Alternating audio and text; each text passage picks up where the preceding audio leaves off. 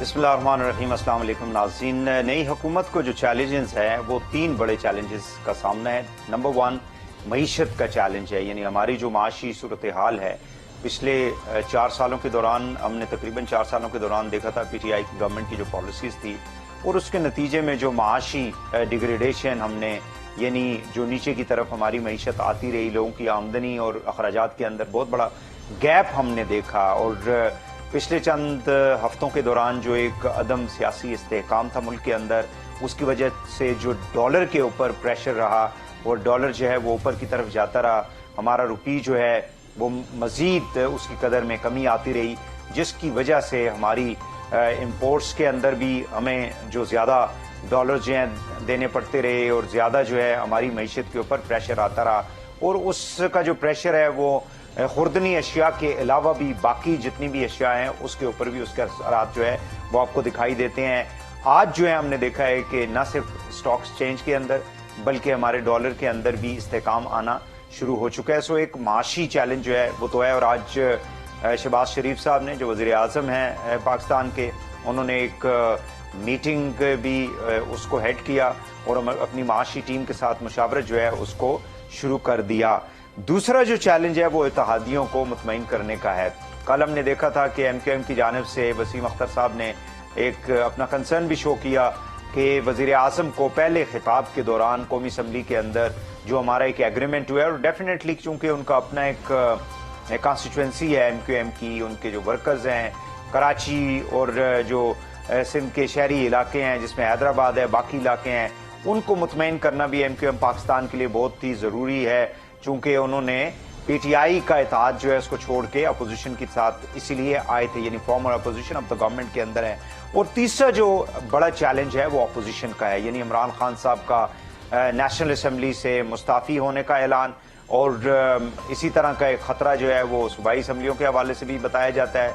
और ये अगर 400-450 के करीब अगर सीटें छोड़ देते हैं तो उसके ऊपर बाई इलेक्शन जो है वो कैसे होगा, और फिर जो नैरेटिव लेके वो सड़कों पे गलियों में जा रहे हैं और जिस किस्म की कैंपेन्स हम देख रहे हैं सोशल मीडिया के ऊपर, स्पेशली आज जो हमारे इदारों के खिलाफ पिछले तकरीबन 48 या 72 घंटों के दौरान खसूसन अफवाज पाकिस्तान और अदलिया के खिलाफ जो कैंपेन जारी रही, उस हवाले से आज हमने देखा कि फॉर्मेशन कमांडर्स की जो मीटिंग थी उसके अंदर बाद में जो एक प्रेस रिलीज आई DGISPR की जानिब से कि बड़ा सीरियसली उसको लिया गया है और कुछ जो फेक अकाउंट्स के जरिए अफवाज पाकिस्तान को स्कैंडलाइज करने की जो कोशिश की जा रही है उन तक भी पहुंचने की कोशिश, उसके ऊपर कार्रवाई जो है वो शुरू की जा चुकी है। सो इन तमाम मामलात के ऊपर हम बात करेंगे अपने प्रोग्राम में। मेरे साथ मौजूद हैं डॉक्टर शाजिया सोबिया, आप रुकन कौमी असम्बली की, पाकिस्तान पीपल्स पार्टी से आपका ताल्लुक है, बहुत शुक्रिया डॉक्टर साहब आपने हमें ज्वाइन किया। अहमद जवाद साहब पाकिस्तान मुस्लिम लीग नवाज की नुमाइंदगी कर रहे हैं, बहुत शुक्रिया अहमद साहब आपने हमें ज्वाइन किया। रियान हाशमी साहब फॉर्मर मेंबर नेशनल असम्बली और सीनियर रहनुमा हैं एमक्यूएम पाकिस्तान के। रेहान साहब आपका भी बहुत बहुत शुक्रिया। हमारे साथ मौजूद हैं मेहताब हैदर साहब जो कि सीनियर जर्नलिस्ट हैं, मईशत को और जो फाइनेंशियल इश्यूज़ हैं बड़े करीब से उनको जानते हैं, उनसे भी हम बात करेंगे और बल्कि बात का आगाज़ ही उन्हीं से करेंगे कि अब जो चैलेंजेस इस वक्त इस गवर्नमेंट को दरपेश हैं और जिस किस्म की ऊपर की सतह के ऊपर, स्पेशली ब्यूरोक्रेसी की सतह के ऊपर जो तैनातियां शहबाज शरीफ साहब कर रहे हैं, उससे किस हद तक एक मुस्बित नतीजा जो है वो लिया जा सकता है। मेहताब साहब बहुत शुक्रिया आपके टाइम का, you must be very busy. ये मुझे बताइएगा कि आज की जो कार्रवाई है और जिस किस्म की डायरेक्शन के ऊपर शहबाज शरीफ साहब चल रहे हैं, आप क्या समझते हैं कि जो हमारे माशी चैलेंजेस हैं उनको किस हद तक ये नई गवर्नमेंट जो है ओवरकम करने में कामयाब हो पाएगी? जी थैंक यू वेरी मच भाई साहब। देखिए, बुनियादी तौर पे बड़े ही मेजर किस्म के चैलेंजेस हैं जिसका सामना है गवर्नमेंट को। मसलन आज मिफ्ता इस्माइल साहब ने एक प्रेस ब्रीफिंग की है और उस प्रेस ब्रीफिंग में जो चीजें उन्होंने बताई हैं वो बियॉन्ड इमेजिनेशन है। मसलन पाकिस्तान की हिस्ट्री का सबसे बड़ा बजट डेफिसिट जो कि 6,400 अरब रुपए या 10% ऑफ GDP, एब्सोल्यूट फिगर्स में पाकिस्तान का जो सबसे ज्यादा बजट डेफिसिट हम तस्वर कर रहे थे وہ حکومت نے کیا ہوا تھا 4,000 ارب روپے.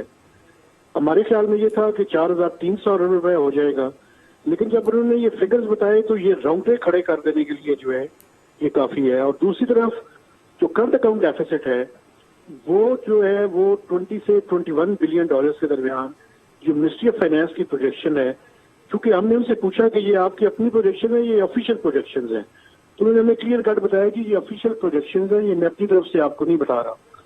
تو یہ بڑی ہی خطرناک قسم کی بات ہے. اور جب ہم نے ان سے سوالات کیے تو انہوں نے بتایا کہ یہ جو ایکسٹرنل سائڈ پہ جو ڈالرز 30 جون تک فوری طور پہ ہونے چاہیے، اپنے جو فارن کرنسی ریزروز ہیں جو 11.3 بلین ڈالرز پہ آ چکے ہیں، یہ مزید نہ گریں تو جون تک کی جو ان کی ریکوائرمنٹ ہے وہ 9 بلین ڈالرز ہے. ایک طرف سے چونکہ کرنٹ اکاؤنٹ ڈیفیسٹ بڑھ رہے ہیں اور دوسری طرف جو ڈیٹ ری پیمنٹ کرنی ہے اس کو ملا کے 9 بلین ڈالرز چاہیے 30 جون تک. تو یہ تو ایک سینیریو ہے جو ان کے سامنے ہے. اب جو ہمارے ریزروز کتنے ہیں اس وقت جو گورنمنٹ کے ریزروز ہیں اسٹیٹ بینک کے؟ اسٹیٹ بینک کے ریزروز اس ٹائم 11.3 بلین ڈالرز ہیں جی. صحیح. اور کمرشل بینکوں کو کمرشل کا ملا کے آپ کی امپورٹ سے بھی کم ہے. اچھا. تو یہ اس طرح کی خطرناک صورتحال ہے جس میں یہ اکانومی کو جو ہے لے کے چلیں گے. ابھی میں سمجھتا ہوں کہ ان کی جو پرسکرپشن ہے اس کے بارے میں گفتگو قبل از وقت ہوگی، لیکن بڑی ہی چیلنجنگ سچویشن ہے چونکہ اگر یہاں سے ریزروز مزید گرتے ہیں تو پھر بیلنس آف پیمنٹ کا کرائسس جو ہے وہ آ سکتا ہے. اور میں مثال نہیں دینا چاہتا لیکن میرے خیال میں سری لنکا کی مثال بڑی کلیئر ہے کہ ہمیں اس سچویشن میں نہیں جانا چاہیے جس سچویشن میں اس ٹائم سری لنکا جا چکا ہے. تو do you think they have finalize the economic and financial team? Miftah sahib جو ہیں ہیل بی لیڈنگ. ابھی تک ایکسپیکٹڈ یہی ہے کہ ان کو جو ہے وہ ایڈوائزر جو ہے وہ لگایا جائے گا، لیکن جب ہم نے ان سے پوچھا بھی آج کہ کیا آپ کو یہ بتا دیا گیا ہے تو اس کے بارے میں انہوں نے کہا جی مجھے ابھی تک بتایا نہیں گیا، لیکن انڈیکیشنز یہی ہیں کہ اگر ان کو یہ کہا جا رہا ہے کہ وہ جا کے بریف کریں تو میرے خیال میں انہی کو جو ہے وہ لگایا جائے گا. میرے خیال میں جون یعنی ڈار صاحب جو ہیں جی ڈار صاحب کی یعنی ابھی کوئی پتہ نہیں ہے کہ اسحاق ڈار صاحب جو ہیں وہ کیا ان کا رول ہوگا واپس آ کے؟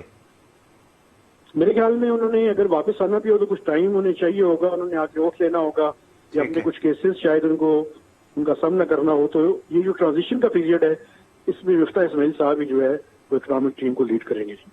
چلیں بہت شکریہ مہتاب صاحب. ہم ایکسکلوسیو پروگرام کریں گے آپ کے ساتھ بیکاز معیشت تو جو ہے وہ ظاہر ہے کہ بنیاد ہے ہماری. ریان ہاشمی صاحب میں آپ کی طرف آؤں گا. کائنڈلی مجھے یہ بتا دیں کہ اس وقت سب سے پہلے تو یہ کل جو آپ لوگوں کا جو کنسرن تھا وہ کیا مطلب ڈو یو تھنک کہ اٹ واز جسٹ پولیٹیکل ایک میسج دینا تھا اپنے ورکرز کو، ایم کیو ایم کے جو ووٹرز ہیں، بیکاز اس کی کتنی ایک امپورٹنس ہو سکتی ہے اگر انہوں نے اس چیز کا تذکرہ نہیں بھی کیا، کیونکہ آج تو ملاقات ہو گئی ہے، چیزیں آلموسٹ طے ہو چکی ہیں. جی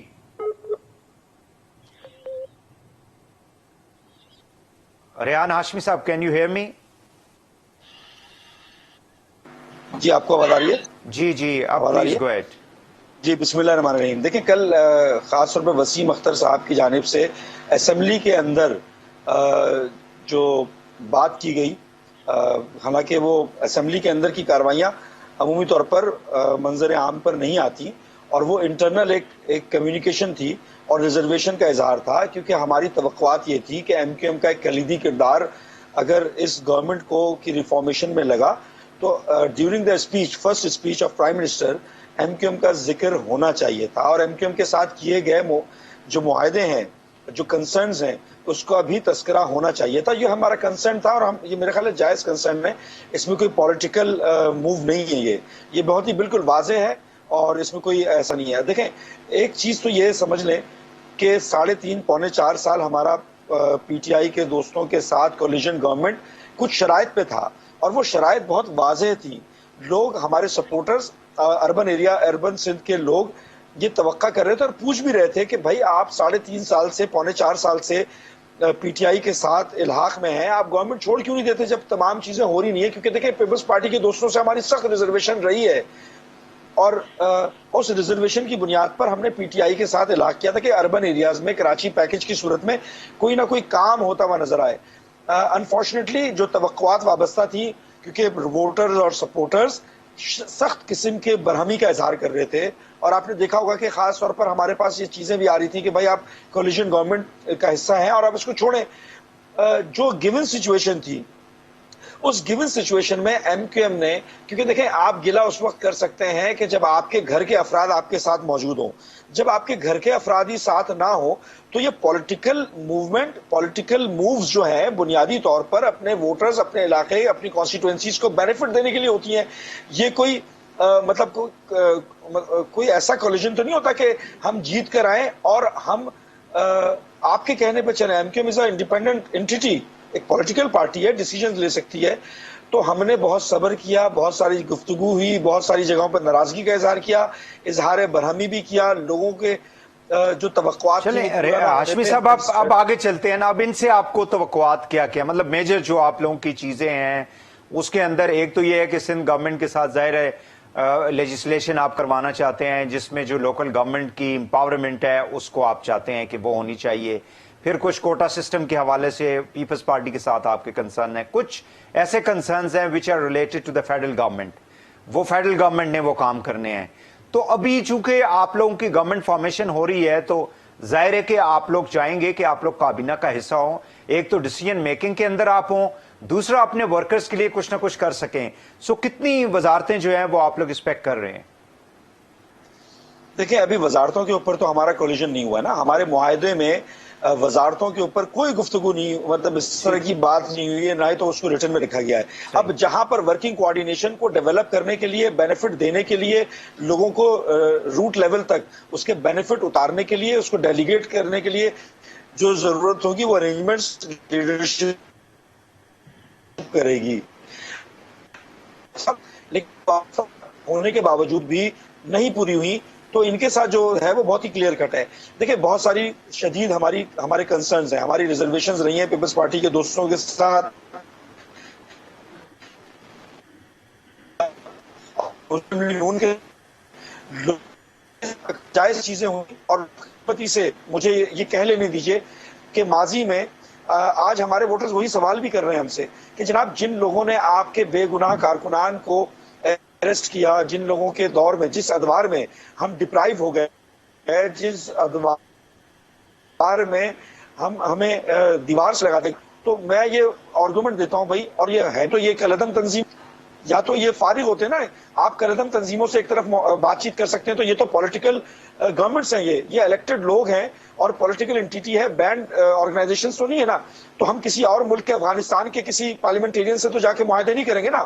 ہم پاکستان میں الیکٹڈ گورنمنٹ یا الیکٹڈ نمائندے، الیکٹڈ پارٹیز کے ساتھ ہی تو کوارڈینیشن کریں گے.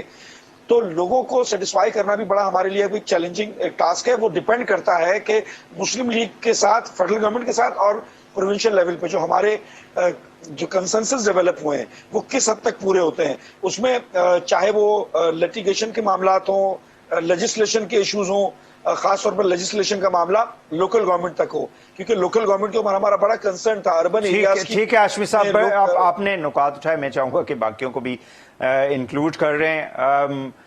ڈاکٹر صاحبہ آپ لوگ کس طرح سے دیکھ رہی ہیں ساری صورتحال کو؟ بیکاز کولیشن گورنمنٹس کو چلانا جو ہے یہ اتنا کوئی آسان کام نہیں ہوتا، خاص کر اب یہاں پہ جبکہ بہت زیادہ پارٹیاں اس کے اندر شامل ہیں اس وقت جو گورنمنٹ فارمیشن ہوئی ہے. جی پلیز. بسم اللہ الرحمن الرحیم. Thank you. وہی سب سے پہلی بات یہ ہے کہ ہمارے لیے جو سب سے میجر چیلنج جو ہے اس وقت وہ ہے معیشت.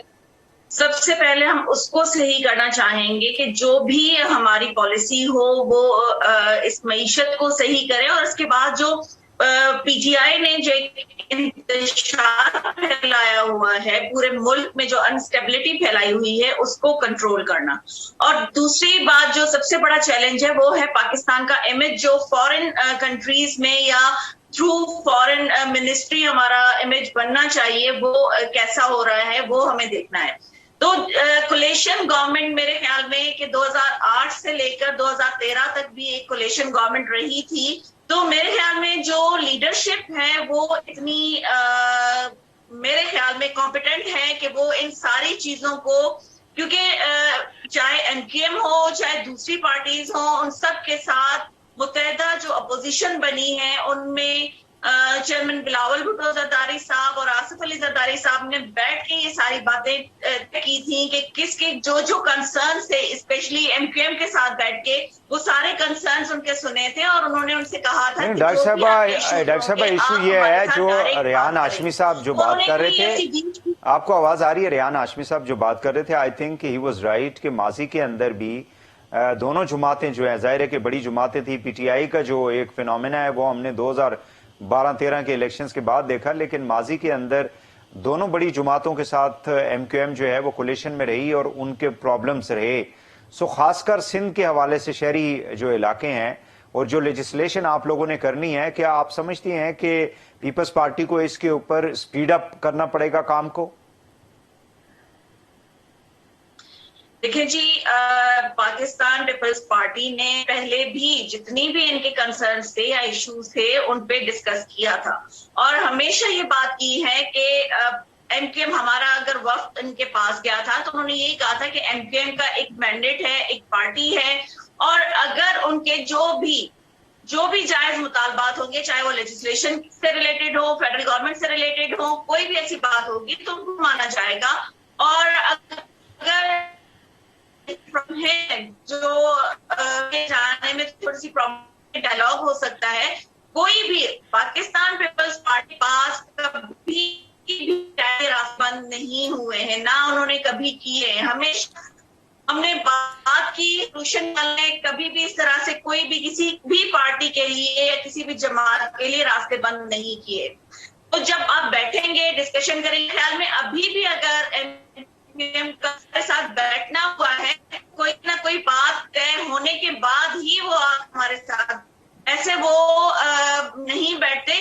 کیونکہ دیکھیے پی ٹی اے نے اگر ان کو 3 سال میں سیٹسفائیڈ نہیں ہے، اس گورنمنٹ کو آئے ہوئے صرف چلیں ڈاکٹر صاحب میں آپ کی طرف آتا ہوں. جی 24 گھنٹے میں جی احمد جواد صاحب کائنڈلی مجھے یہ بتا دیں کہ کتنا مشکل ہوگا شہباز شریف صاحب کے لیے اتنی زیادہ پولیٹیکل پارٹیز کو، پہلے تو ظاہر ہے کہ وزارتوں کے حوالے سے کوئی میکنزم تو طے ہو چکا ہوگا، لیکن دین ان کو ساتھ لے کے چلنا جو ہے it would be a great and difficult job. کیا کہیں گے آپ؟ دیکھیں وحید صاحب، یہ چیلنج بھی ہے اور اپرچونٹی بھی ہے. چیلنج اس لیے ہے کہ ظاہر ہے کہ جب آپ اتحادیوں کے ساتھ مل کے حکومت بناتے ہیں، ان کے مطالبات ہوتے ہیں اور آپ کو ان کو پورا کرنا ہوتا ہے، جس کی بنیاد پہ وہ اتحاد قائم ہوتا ہے، اور اس میں کوئی حرج نہیں ہے. کوئی اگر چیز جو ہے وہ ملکی مفاد کے اگینسٹ نہیں ہے تو کیوں نہیں. آپ اگر اتحادیوں کے جائز مطالبات ہوتے ہیں اور وہ اتحاد بنانے سے پہلے طے کیے گئے ہیں اور تو ان کو امپلیمنٹ ہونا چاہیے، اس میں کوئی دو رائے نہیں ہے. لیکن اس میں ظاہر ہے کہ مختلف سٹیجز کے اندر غلط فہمیاں پیدا ہو سکتی ہیں.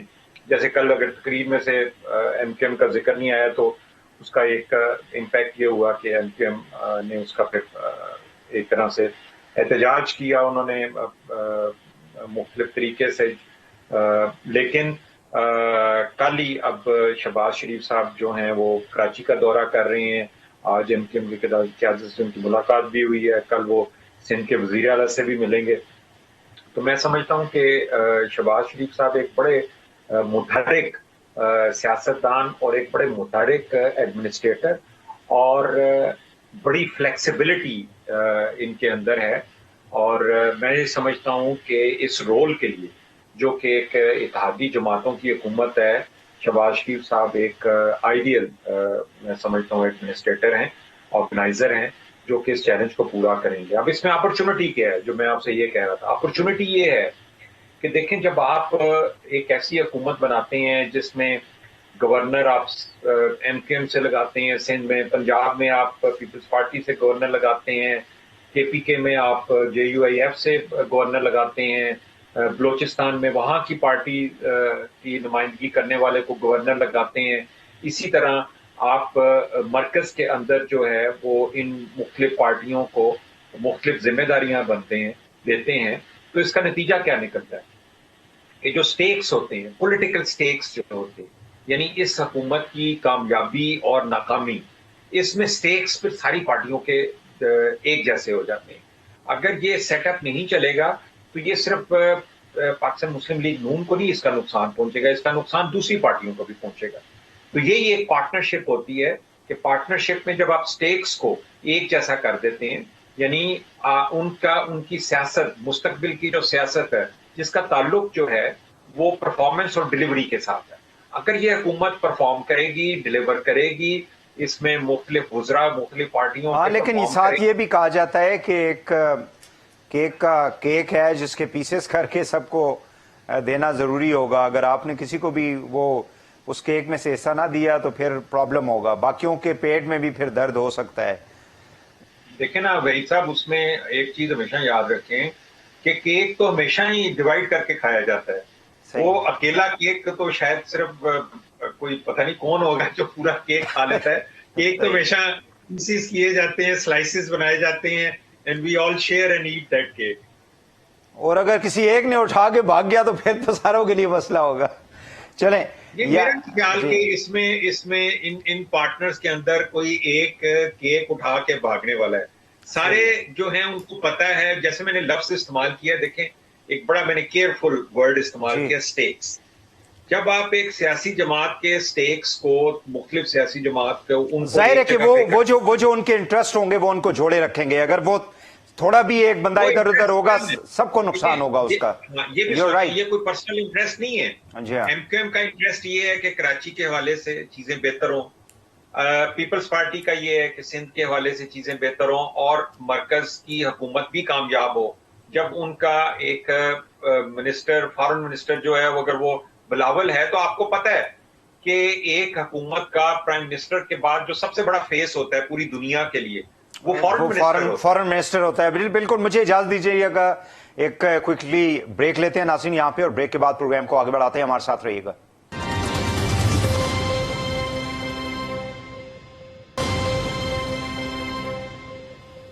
ویلکم بیک ناظرین. ملک کی سیاسی صورتحال جو ہے اس کے اوپر گفتگو کی جا رہی ہے. ریحان ہاشمی صاحب، مجھے کائنڈلی یہ بتا دیں کہ یہ جو سوشل میڈیا کے اوپر پچھلے چند روز سے ہم دیکھ رہے ہیں کہ ریاستی اداروں، خاص کر عدلیہ اور افواج پاکستان کے حوالے سے جو ایک کیمپینز جو ہیں وہ چلائی جا رہی ہیں، اس میں سیاسی جماعتیں بھی ہیں، باقی لوگ بھی، ظاہر ہے کہ جو دشمن ہیں پاکستان کے وہ اس سے بینیفٹ لیں گے تاکہ پاکستان کو عدم استحکام کی طرف لے جایا جائے.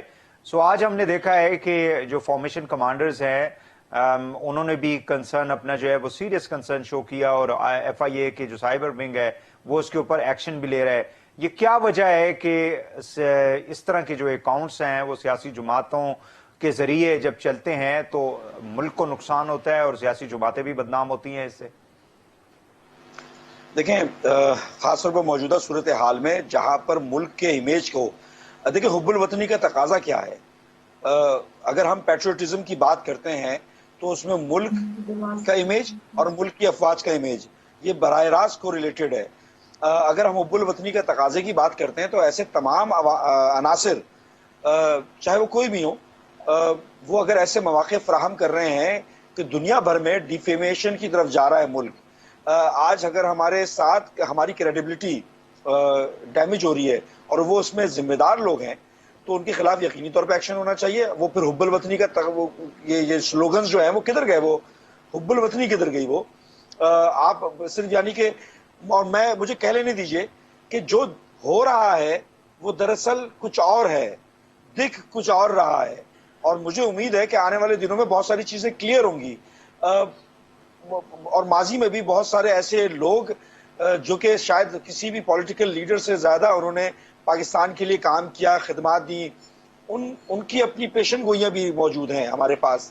تو اللہ رحم کرے ہمارے ملک پر، اللہ رب العزت. لیکن یہ کون سا رویہ ہے کہ آپ اقتدار میں ہوں تو سارے ادارے جو ہیں وہ بالکل ٹھیک ہیں، سارے ادارے جو ہیں وہ اپنی اپنی کانسٹیٹیوشنل لمٹس کے اندر کام کر رہے ہیں. آپ اقتدار سے باہر آئیں تو پھر آپ ہر ادارے کے اوپر چڑھ دوڑیں، آپ آئین پاکستان کو بھی روند دیں، سارا کچھ کر دیں. یہ کس قسم کی سیاست ہے پھر؟ یہ تو مطلب اقتدار کی لالچ کے علاوہ تو پھر کچھ بھی نہیں ہے. یہ دیکھیں، یہی تو مسئلہ ہے کہ آپ کے ساتھ سب چیزیں بہتر ہوں تو سب اچھا ہے، اور اس وقت دوسروں کے دکھ درد نظر نہیں آتے. آپ کے ساتھ برا ہو تو آپ کے لیے تمام چیزیں آئین سمیت, عدلیہ سمیت, اداروں سمیت سب چیزیں بربادی کی طرف لے کر جانے کی کوشش کرتے ہیں. تو یہ تو سوالیہ نشان ہے آپ کی, یہ تو کانٹرڈکٹری اسٹیٹمنٹس ہیں. اگر ادارے معتبر ہیں آپ کے لیے, ملک کی سالمیت, ملک کا استحکام, ملک کا امیج آپ کے لیے اہمیت کا حامل ہے, تو ہر قسم کے ادوار میں وہ یکساں رہنا چاہیے. ایسا تھوڑی ہوتا ہے کہ اگر تمام چیزیں آپ کے لیے اچھی ہیں تو سب اچھا ہے, اور آپ کے لیے ذرا سا نازک دور آ گیا تو یہ میرے خیال مناسب طرز عمل نہیں ہے. اس میں میچورٹی کی ضرورت ہے, سیاسی بلوغت کی ضرورت ہے, اور ایسے عناصر کو دیکھیں, میرے خیال ریاست کو چاہیے کہ ایکشن لے, اور بر وقت اگر ایکشن نہیں لیں گے تو یہ ریشہ دوانیاں, یہ ایروگنٹ ایٹیٹیوڈ, یہ بدنامی کے جو کارستانیاں ہیں یہ بڑھتی جائیں گی. تو یہ ریاست کی ذمہ داری بنتی ہے, ریاست اس میں بھرپور طریقے سے کارروائی کرے اور ایسے تمام عناصر کو ایلیمینیٹ کرے, ان کے خلاف کارروائی کرے, تاکہ یہ تاثر نہ جائے کہ یہاں پر کھلی چھوٹ ملی ہوئی ہے. اور ماحول بھی, سیاسی ماحول بھی دیکھیں, پولیٹیکل وکٹمائزیشن کا بھی ماحول نہیں ہونا چاہیے. میں ابھی, میرے دونوں معززین موجود ہیں یہاں پر, پولیٹیکل وکٹمائزیشن کا کلچر متعارف کرایا گیا ہمارے ملک میں. شاید وہ انگریز دور کی پیداوار تھا جو لیگیسی ہم لے کر چل رہے ہیں آج تک. چاہے وہ پیپلز پارٹی کے دوست ہوں, ان پہ مسلم لیگ نون نے ان کے خلاف ایف آئی آریں کٹوائیں, پیپلز پارٹی آئی تو مسلم لیگ نون کے خلاف ایف آئی آریں کٹوائیں, اب وہ تیسرا فریق آ گیا, تو تیسرا فریق ان تمام دونوں کے ایف آئی آروں اور اس کے اوپر, اور ہم تو ہر دور میں ہی پٹتے رہے. تو یہ لیگیسی ختم ہونی چاہیے, اور جو ان کے ساتھ بھی ہے وہ جو حق اور سچ کی چیزیں ہیں وہ منظر عام پہ لائیں, ایسا نہ لگے کہ پولیٹیکل وکٹمائز کیا جا رہا ہے.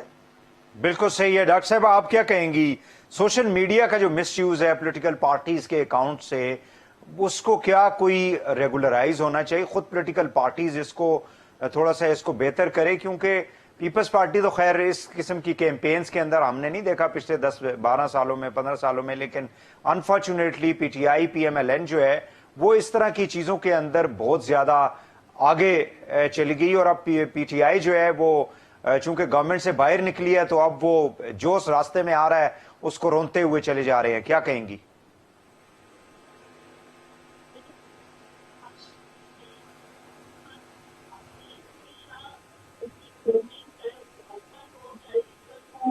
کوئی بھی ہو, ان کی گونی اس طرح سے چیز ہے کہ سب کی عزت کرنی ہے. جمہوریت کے لیے آپ نے قربانیاں کی ہیں, آپ نے لیڈرشپ کی شہادتیں قبول کی ہیں, تو آپ نے کسی کی بھی عزت کو پامال نہیں کرنا ہے, سب کو عزت کے ساتھ لے کے چلنا ہے. لیکن جو ابھی آپ نے کہا کہ جو کیمپین جس طرح سے سوشل میڈیا پہ چلی ہے, وہ کیمپین تو بہت بری چلی ہے, جس میں آپ نے اپنی جو افراد ہیں ان کو بھی نشانے پہ رکھا ہوا ہے. یا تو آپ اپنی جو لیڈرشپ ہوتی تھی دوسرے پارٹی کی لیڈرشپ ہے, جیسے آصف علی زرداری صاحب کے لیے عمران خان جو وزیر اعظم تھے انہوں نے کہا تھا کہ وہ میری بندوق کے نشانے پر, اور جس طرح سے انہوں نے مولانا صاحب کے لیے کہا, جس طرح سے دوسری لیڈرشپ کے لیے کہا, تو بہت برا آپ میسج اپنے جو فالوورز ہیں ان کو دے رہے ہیں, برا امیج آپ بنا رہے ہیں اپنے ملک کا, چاہے وہ پاکستان کے اندر ہو یا پاکستان کے باہر ہو. جس طرح سے ان کے سپورٹر اوورسیز پاکستانی ہیں, وہ جس طرح سے وہاں پہ پورٹری کر رہے ہیں پاکستان کا امیج, آپ کو بہت سارے سال لگ جائیں گے اس امیج کو واپس سے پازیٹیو کرنے میں. تو یہ چیزیں جو ہیں آپ اپنے نیو جنریشن جو ہے, ینگ جنریشن جو ہے, اس کو ایک غلط چیز سکھا رہے ہیں. تو میرے خیال میں یہ چیزیں نہیں ہونی چاہیے. اور دیکھیے ابھی آپ نے دیکھا تھا کہ جب یہ گورنمنٹ تھی, پچھلی گورنمنٹ تھی, تو اس نے ایک پیک اپ آرڈیننس پاس کروایا تھا. تو اس میں بھی یہی تھا کہ جو گورنمنٹ کے لیے بات کرے گا یا گورنمنٹ سے ریلیٹڈ کوئی بھی طرح سے اگر سوشل میڈیا پہ کیمپین چلائے گا تو اس کو اریسٹ کر لیا جائے گا. لیکن اب وہی لوگ وہ سارے کام کر رہے ہیں, چاہے وہ پاکستان کے افواج ہو, پاکستان کے سیاسی لیڈرشپ ہو, یا پاکستان کی کوئی بھی لوگ ہوں, ان کے پیچھے وہ اس طرح سے کیمپین کر رہے ہیں تو بہت برا ایک امیج اور بہت پاکستان کو نقصان پہنچ جائے گا. تو یہ چیزیں نہیں ہونی چاہیے, اور آگے بھی یہ چیزیں ہمیں اپنے جو فالوورز ہیں, اپنے ووٹرز ہیں, اپنے سپورٹرز ہیں, ینگ جنریشن جو ہے, ان کو اس میسج دینا چاہیے کہ سیاست بھی اگر کرنی ہے تو عزت کے ساتھ کرنی ہے, اور اگر حکومت بھی کرنی ہے تو وہ بھی ریسپیکٹ کے ساتھ کرنی ہے.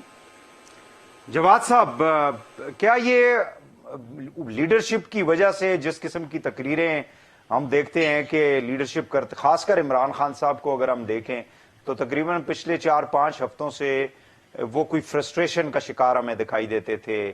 ان کے جتنے بھی پبلک جلسے تھے اس کے اندر بھی جس قسم کی لینگویج، وہ پہلے بھی یہ خیر 2014 کے دھرنے میں بھی ہم نے دیکھا تھا، لیکن اب کافی زیادہ فرسٹریٹڈ وہ دکھائی دیتے ہیں اور یہی فرسٹریشن نیچے تک اب آ رہی ہے. سو کیا کہیں گے آپ؟ ایک تو میں یہاں پہ نا تھوڑا سا آپ کی تصحیح کرنا چاہوں گا. آپ نے کہا نا کہ 2014 یا چند دنوں سے، دیکھیں اگر آپ نیازی کی سیاست کا پچھلے 24 سال کا اگر انالیسس کریں تو وہ تو انالیسس ٹوٹل فرسٹریشن کے اوپر ہے. وہ تو 24 سال سے فرسٹریٹڈ ہیں. انہوں نے اپنی سیاست میں ہمیشہ جو ہے وہ الزامات کی سیاست کی ہے، بد اخلاقی کی سیاست کی ہے، ایک دوسرے کو کے اوپر جو ہے گندے گندے الزام لگانا، ان کی نقلیں اتارنا. آپ کو دھرنے کے وہ ساری چیزیں یاد ہوں گی، یہ چند دنوں کی بات نہیں ہے. یعنی اس شخص کی جو میں نے آپ کو بتایا نا کہ وہ ایک کوٹ ہے کہ ordinary people they discuss people and great minds they discuss about ideas. تو جو عمران نیازی ہے اس کی جو ذہنی استطاعت ہے وہ صرف لوگوں کو ڈسکس کر سکتی ہے کہ وہ فلانا چور ہے، فلانا ڈاکو ہے، فلانا میرے خلاف بیرونی سازش کر رہا ہے، فلانا اندرونی سازش کر رہا ہے. اس کے علاوہ اس کے پاس یہ وہ کلچر ہے. اور لیڈر جو ہوتا ہے وہ انسپائر کرتا ہے اپنے فالوورز کو، اور جب لیڈر اپنے فالوورز کے ساتھ بیٹھا ہوتا ہے اور اس میں دروازہ کھلتا ہے اور ایک اس کا فالوور جو ہے اس کا ٹیم ممبر اندر داخل ہوتا ہے اور وہ تھوڑی دیر پہلے پارلیمنٹ کے اندر ننگی گالیاں دے کے آیا ہوتا ہے جو پوری پاکستان میں سنی ہوتی ہیں، اور وہ کہتا ہے کہ یہ میرا چیتا اور میرا ٹائیگر ہے، تو وہ جب اپنے تمام ٹیم ممبرز کو یہ ایک انڈائریکٹ میسج دیتا ہے کہ جو بھی گالی گلوچ کر کے آئے گا، جو بھی بدتمیزی کرے گا، بد تہذیبی کرے گا، وہ میرا چیتا اور ٹائیگر ہے. پھر ٹائیگر اور چیتا بننے کی دوڑ لگ جاتی ہے. لیڈر کے پاس آنے کے لیے چیتا اور ٹائیگر بننا پڑتا ہے، اور اس چیتے اور ٹائیگر کی دوڑ میں نہیں، اوپر سے لیکن ہم ملک کو کہاں لے کے جا رہے ہیں؟ چلیں، ایک تو یہ ہے کہ آپ نے پولیٹیکل اوپوننٹس کو گالیاں دینا شروع کر دی، ان کو برے ناموں سے پکارنا شروع کر دیا، لیکن جب آپ اداروں کے اوپر آ جاتے ہیں، جب آپ عدلیہ ہے، فوج پاکستان ہے، ان اداروں کے اوپر آ جاتے ہیں اور جس قسم کی کیمپین اور جس قسم کی ہم دیکھ رہے ہیں جو لفاظی یوز کی جا رہی ہے، وہ تو یعنی آپ کا دشمن بھی نہیں یوز کرے گا آپ کے خلاف. دیکھیں وحید ایک کوٹیشن ہے، نپ دا ایول ان دا بڈ، یعنی برائی کو جڑ سے ختم کرو. نیازی کے بارے میں یہ جو بھی آپ نے بات کی کہ اداروں یا اس کی سوشل میڈیا ٹیم، کیا مجھے اور آپ کو اور پاکستان کے عوام کو یاد نہیں ہے کہ نیازی نے ایک جو اس کی ویڈیو وائرل ہوئی تھی اس نے ہماری افواج کے لیڈرز کے بارے میں کس قسم کی گندی گھٹیا ترین زبان استعمال کی تھی؟ آج بھی وہ ویڈیو چل رہی ہے. یہ وہی نیازی ہے جب اس نے انڈیا میں جا کے ایک انڈین چینل کے اوپر یہ کہا تھا کہ پاکستان میں تو کوئی جمہوریت نہیں ہے، پاکستان میں تو اقتدار میں آنے کے لیے آپ کو اسٹیبلشمنٹ وہ کا تو سہارا ابھی بھی قوم ایز اے پرائم منسٹر بھی کہتے رہے ہیں کہ انڈینز جو ہے وہ خوددار قوم ہے، ہم خوددار قوم نہیں ہیں. وہ اس طرح کی باتیں جو ہے جی وہ تو جی. میں اس لیے آپ سے کہہ رہا ہوں نا کہ یہ آپ نے بالکل صحیح سوال کیا ہے کہ جی ایک طرف تو ہمیں جو سوشل فیبرک ڈیمیج ہوئی ہے، پورا معاشرہ جو ہے وہ ایک کیوس کی طرف چلا گیا ہے اس شخص کی وجہ سے، تو دوسری طرف ہمارے ادارے ہیں، ہمارے ملک کا ڈیفنس ہے، ہمارا دفاع ہے، ہماری سالمیت ہے. اب ان کے اوپر جب 20,000 ٹویٹر اکاؤنٹ فیک اکاؤنٹ کل ایف آئی اے نے پکڑے ہیں، ان کے سوشل میڈیا کے گینگسٹرز، ڈیجیٹل گینگسٹرز کا نام دے دیں ان کو، یہ پکڑے گئے ہیں اور انہوں نے اعتراف کیا ہے 2 لاکھ ٹویٹس ایک دن کے اندر فیک ٹویٹس. میں نے اس کے بارے میں چند روز پہلے ٹویٹ بھی کیا تھا کہ یہ لوگ کیسے کھیلتے ہیں، مجھے پتا ہے ان چیزوں کا، اور میرے سے یہ چیزیں جو ہے باہر رکھی جاتی تھی جب میں سیکرٹری انفارمیشن تھا پی ٹی آئی کا، کیونکہ میں ان چیزوں کی اجازت نہیں دیتا تھا اسی لیے پی ٹی آئی کی سوشل میڈیا ٹیم اس وقت بھی جب میں سیکٹری انفارمیشن تھا وہ مجھے غدار کہتی تھی، پی ٹی آئی کے اندر ہوتے ہوئے غدار کہتی تھی، کیونکہ میں اصول کی بات کرتا تھا، میں اس گندگی کے خلاف بولتا تھا۔ یہ گندگی ہمارے معاشرے میں رچ بس گئی ہے، یہ نوجوانوں کو مس لیڈ کر دیا گیا ہے۔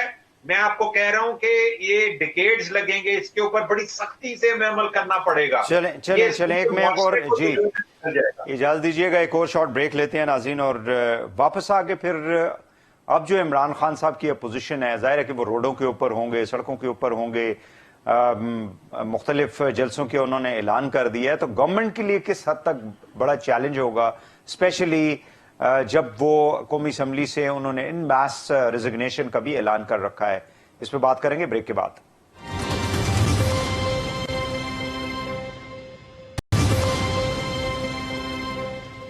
ویلکم بیک ناظرین، ملک کی سیاسی صورتحال پہ گفتگو کر رہے ہیں۔ ریان ہاشمی صاحب، میں آپ کی طرف آؤں گا۔ یہ جو عمران خان صاحب کی پارٹی نے جو ڈیسیژن لیا ہے کہ جی انہوں نے ریزگنیشن پیش کر دیا قومی اسمبلی کے اندر، اور بتایا ہی جاتا ہے کہ اگر باقی اسمبلیوں سے بھی وہ باہر نکل جاتے ہیں تو تقریباً 400-450 کے قریب کانسٹیچوئنسی بنتی ہے دونوں، یعنی صوبائی اور قومی کی۔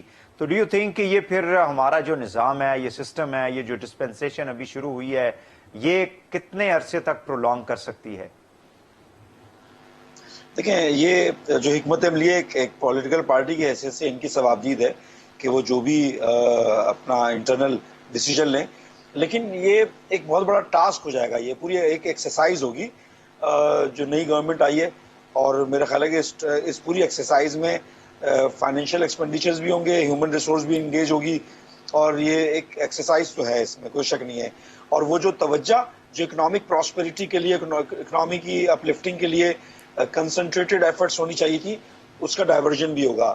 ان کی اپنی حکمت عملی ہے، بہرحال ہر پولیٹیکل پارٹی کا ثوابدید ہے کہ وہ اپنے لحاظ سے جو حزب اقتدار ہو اس کو انگیج کرے کسی طریقے سے، ان کی اپنا ہے۔ اب ایسی صورتحال میں ملک جو ہے وہ جو اس کی پیس ہے ترقی کی، وہ یقیناً سلو ہوتی ہے۔ تو اس کا مطلب یہ ہوا کہ ملک کے ساتھ تو پھر کسی کو کوئی غرض نہیں ہے، نا اقتدار کے ساتھ غرض ہے؟ بدقسمتی اگر سچ بات تو یہی ہے کہ ملک میں عہدے لینے کے لیے اور اقتدار کے لیے یہ پاور لسٹی جو مائنڈ سیٹ ہے ہمارا، اور بہت معذرت کے ساتھ کیونکہ عمران خان صاحب کہتے ہیں میں تو 94، 93، 94 میں نے تو ساری دنیا کی شہرت بھی لے لی، سارا کچھ لے لیا، تو بھائی پھر آپ کوئی مہذب طریقے سے تو اس ملک کے اندر پھر سیاسی جو ہے وہ کوئی کلچر اس کو فروغ دینا۔ اگر آپ کو اقتدار نہیں چاہیے تو then this country is why push into the instability, political instability. دیکھیں، اگر اکیڈمک گفتگو کروں نا تو یہ بات تو بڑی بہت بھیانک حقیقت ہے۔ جب آپ as a member of common wealth آج تک جو برٹش قوانین ہیں ان کو تبدیل نہیں کر پائے، ہم کمشنری نظام آج تک ہم پر مسلط ہے، اور بہت ساری ایسی چیزیں ہیں جو کہ ہم وہ قوانین کو پاکستان میں پاکستان کے آئین کے مطابق رائج ہونا چاہیے تھا، کیونکہ قرارداد مقاصد کے پیش ہونے کے بعد کانسٹیٹیوشن کے بننے سے پہلے یہ ہم نے بہت ساری چیزوں کو تبدیل کرنا تھا۔ لیکن اس کا مطلب یہ ہے نا کہ ہم فائنینشیل برڈن میں بھی ہیں، اور ہم جس طرح خود مختاری ہونی چاہیے وہ اس طرح خود مختاری نہیں ہے۔ اللہ کرے رب العزت جس مقصد کے لیے پاکستان بنا تھا، جس روح کے مطابق بنا تھا، اس روح کے مطابق پاکستان ہو۔ اور یہ جو چھوٹی چھوٹی جو ٹیکٹس ہیں، میں نے آپ سے کہا نا، میں ڈھکے چھپے لفظوں میں ہی کہوں گا کہ جو دکھ رہا ہے وہ دراصل ہے نہیں، اس کے پیچھے تو انٹرنیشنل سازشیں ہیں۔ ٹرک کی بتی کے پیچھے پوری قوم کو لگا کر اصل دوسرے مقاصد حاصل کیے جا رہے ہوتے ہیں۔ کیا بہت سارے ایسے جو مدبرین ہیں، جو مدبر تھے، انہوں نے نہیں کہا بہت ساری چیزوں کے بارے میں؟ تو میرا خیال ہے کہ ہمیں ابھی تو کیونکہ ایڈہاکزم کے اوپر کام ہو رہا ہے، تو ہم اکانومی کو بہتر کرنے کی بات کریں، ہم کسی نہ کسی طریقے سے تمام منصفانہ حقوق کی تقسیم کی بات کریں، ہم پاکستان میں پراسپیرٹی اس بنیاد پر کہ خود مختاری کی طرف جائے، سیلف سفیشینسی کی طرف ہماری انڈسٹری جائے، پاور جنریشن یونٹ ہو، چاہے پاور جنریشن کے مسائل ہوں، چاہے انڈسٹریلائزیشن ہو، چاہے لوکلائزیشن ہو، چاہے ڈیلیشن پروگرامز ہوں، اس طرف دیکھا جائیں، ویلیو ایڈیشن کی طرف دیکھا جائیں۔ It might take some time, لیکن ہم پالیسی تو مرتب کریں۔ اس 3.5 سالہ دور میں میری اپنی ذاتی رائے بھی یہی ہے کہ وہ جو پالیسیز مرتب کرنی چاہیے تھی وہ اکنامی کی پالیسی مرتب نہیں کی گئی، نیگیٹو لسٹ کو ریویو نہیں کیا گیا، امپورٹ ویسے ہی چلتا رہا، سب کچھ ہوتا رہا، ٹریڈ ڈیفیسٹ ہوتا رہا.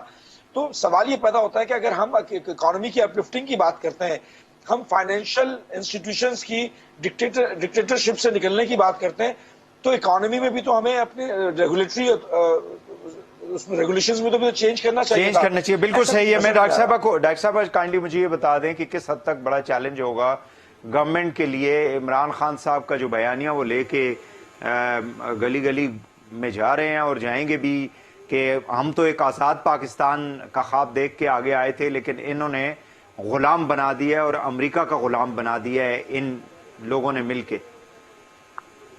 دیکھیں، یہ بہت نیگیٹو جو نیریٹو بنا رہے ہیں عمران خان صاحب، ان کو یہ نہیں کرنا چاہیے. کیونکہ دیکھیں، جب آپ امریکہ سے لون لے رہے تھے، ڈونیشن لے رہے تھے، جب آپ امریکہ کے غلام نہیں تھے، جب آپ جا کے ٹرمپ کے ساتھ بیٹھ کے ان کو ثالث بننے کی کہ ہمارے کشمیر کا مسئلہ حل کرنے کے لیے آپ انڈیا اور پاکستان کے بیچ میں ثالثی کا کردار اختیار کریں، تب آپ کے امریکہ کے غلام نہیں تھے.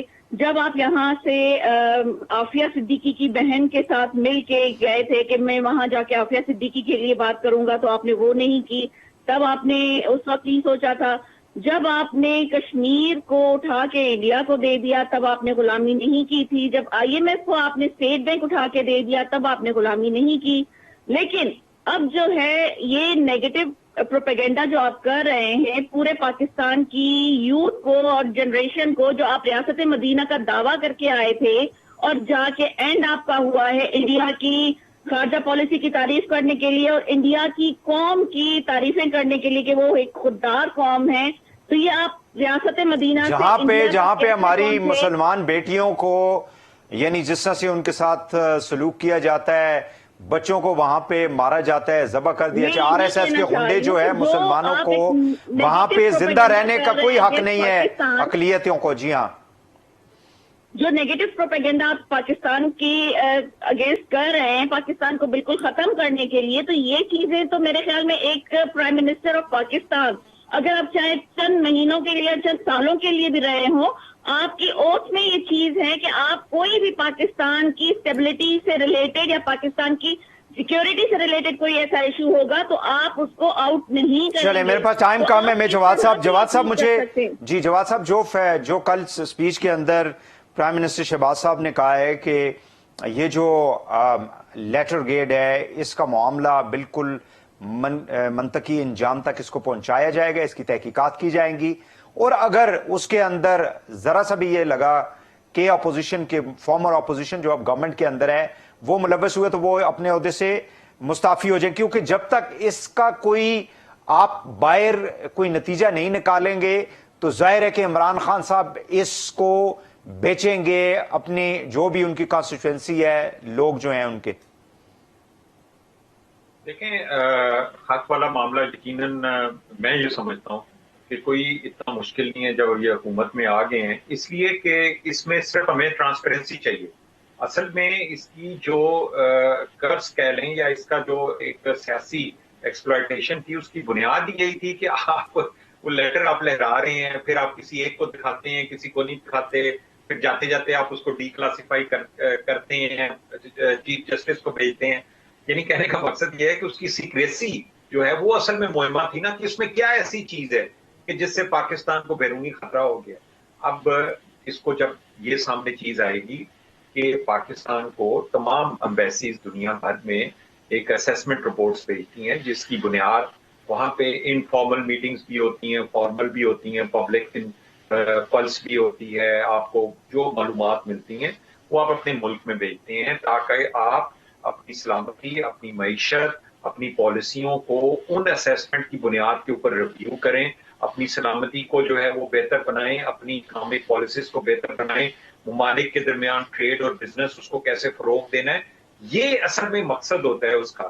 جب آپ اس کو سیاسی جلسوں میں لہرانا شروع کر دیں گے تو پاکستان کے ڈپلومیٹ جو ہے، لیکن ابھی تک تو جواد صاحب وہ ان کا جو بھی یعنی امچورن ہے یا جو بھی چیز ہے وہ بک رہی ہے نا، ابھی تک تو بیچ رہے ہیں وہ اس کو، اور وہ آگے بھی بیچنے کی کوشش کریں گے. وہ کہیں گے ہم تو آزاد پاکستان کی بات کرنا چاہ رہے ہیں، اور یہ غلام پاکستان بنانا چاہتے ہیں یہ سارے لوگ مل کے. ابھی تک تو وہ بیچ رہے ہیں اس کو. دیکھیں یہ تو پھر عوام کے سامنے اپوزیشن کا کام ہے نیریٹو کو پیش کرے کہ بیرونی مداخلت کرنے والا جو ہے اس کے دور حکومت میں 72 سال تک انڈیا کو جرت نہیں ہوئی کہ وہ مقبوضہ کشمیر کو انیکس کرے. اس کے دور میں ہوا. اس کے دور میں آئی ایم ایف کی جو پاکستان کی فائنینشیل انڈیپینڈنس ہم نے کھو دی. اس کے دور میں کمیشن کو پارلیمنٹ سے تحفظ دیا گیا. اس کے دور میں بغیر کسی نیگوسیشنز کے آپ نے ابھی نندن کو 24 گھنٹے میں ان کے حوالے کر دیا. اس کے دور میں پاکستان کے اندر ایک ایسا میزائل گرا جس کے بارے میں مبینہ طور پہ کہ وہ نیوکلیئر میزائل تھا. یہ دنیا کی تاریخ میں کبھی نہیں ہوا کہ کسی نیوکلیئر کنٹری نے دوسرے نیوکلیئر کنٹری کے اوپر ایسا میزائل فائر کیا ہو, کیونکہ آپ کو نہیں پتا کہ اس کے اوپر وار ہیڈ ہے یا نہیں ہے, چاہے غلطی ہے یا جو بھی ہے. لیکن آپ یہ دیکھیں کہ یہ کتنا اس کے تضادات ہیں اس کی شخصیت میں. ٹھیک ہو گیا. میں جواد صاحب آپ کا بہت بہت شکریہ. ڈاکٹر شازیہ صوبیہ صاحبہ, ریحان ہاشمی صاحب, تینوں مہمانوں کو بہت بہت شکریہ. ناظرین آج کے لیے اتنا ہی. کل دوبارہ آپ سے ملاقات ہوگی. اجازت دیجیے. اللہ حافظ.